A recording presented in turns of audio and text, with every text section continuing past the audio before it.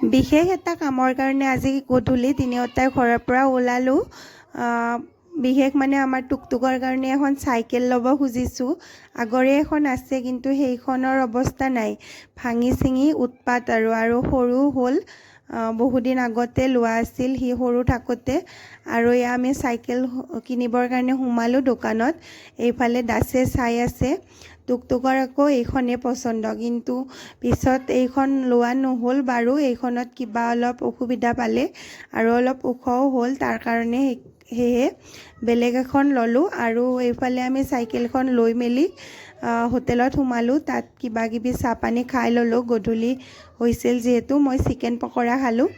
আৰু এইফালে আমি ঘৰলৈ বুলি উভতিলোঁ। চাইকেলখন আমি গাড়ীৰ পিছফালে লৈ আহিছোঁ। ৰ'ব দেখুৱাই আহিছোঁ, ঘৰত যাই ভালকৈ দেখুৱাম। আৰু এইখন চাইকেলখন ঘৰত আহিয়ে তাৰ আকৌ উৎপাত আৰম্ভ হ'লে, কি যে কৰি থাকে, বস্তু আনি দিলেই হ'ল।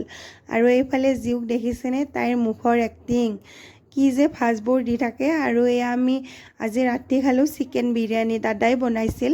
খুব টেষ্টি হৈছিল খাবৰ কাৰণে, কিন্তু খোৱাৰ টাইমত আৰু ভিডিঅ' কৰিব পাহৰিয়ে গ'লোঁ।